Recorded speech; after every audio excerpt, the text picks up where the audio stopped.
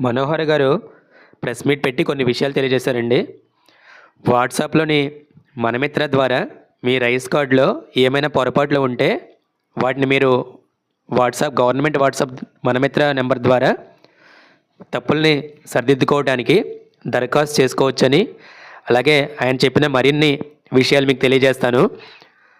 ఈ విధంగా మీకు ఏమైనా మనమిత్రలో కాకుండా మీరు సచివాలయం ద్వారా మీ రైస్ కార్డు కొత్తగా మనకిచ్చిన స్మార్ట్ రేషన్ కార్డుల్లో ఏమైనా తప్పులు దొరికినట్లయితే వాటిని మీరు సచివాలయం ద్వారా ఉచితంగా దరఖాస్తు చేసుకోవడానికి అక్టోబర్ 31 వరకు మాత్రమే ఉచితంగా దరఖాస్తు చేసుకోవడానికి అవకాశం ఇచ్చారు. ఆ తర్వాత నుంచి మాత్రం నిర్ణీత రుసుము ఉంటుందండి. ఆ రుసుము చెల్లించి మాత్రమే దరఖాస్తు చేసుకోవడానికి వీలవుతుంది.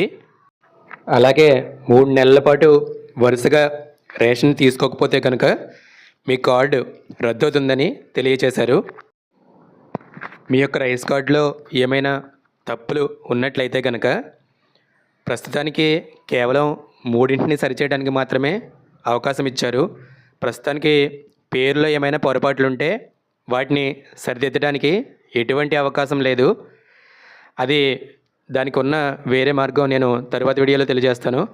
అలాగే మీ రైస్ కార్డులో జెండర్ అంటే మేలా ఫీమేలా అది మార్చుకోవడానికి అవకాశం ఉంది. అలాగే రిలేషన్ ఒకవేళ వైఫ్, హస్బెండ్, సన్ను ఇటువంటివి ఏమైనా మిస్టేక్స్ ఉంటే వాటిని సరిదిద్దుకోవచ్చు. అలాగే ఒకవేళ వయసు ఏమైనా తప్పు ఉన్నట్లయితే మొదట మీరు ఆధార్ సెంటర్లో మీ యొక్క వయసు యొక్క రుజువు పత్రం చూపించి అక్కడ అప్డేట్ చేసుకొని తర్వాత సచివాలయంలో అప్డేట్ చేసుకోవడం ద్వారా మీ యొక్క వయసు కూడా మారుతుంది. చిరునామాను కూడా ఒకవేళ మీ యొక్క చిరునామా ఏమైనా తప్పు ఉంటే అది కూడా మార్చుకునే అవకాశం ఉంది. కానీ ప్రస్తుతానికైతే స్మార్ట్ రేషన్ కార్డు ద్వారా ఎక్కడైనా మీరు రైస్ తీసుకునే అవకాశం ఉంది కాబట్టి చిరునామాలో మిస్టేక్ ఉన్నా నో ప్రాబ్లం. కొత్తగా వచ్చిన స్మార్ట్ కార్డ్స్ ద్వారా ఒకవేళ రేషన్ డిపో దగ్గర మీకు ఏమైనా ఇబ్బంది ఎదురైతే అక్కడ క్యూఆర్ స్కానర్ ఉంటుంది. అక్కడే స్కాన్ చేసి మీ యొక్క ఇబ్బందిని తెలియచేస్తే ఫిర్యాదు సంబంధిత అధికారులకు వెళ్తుంది.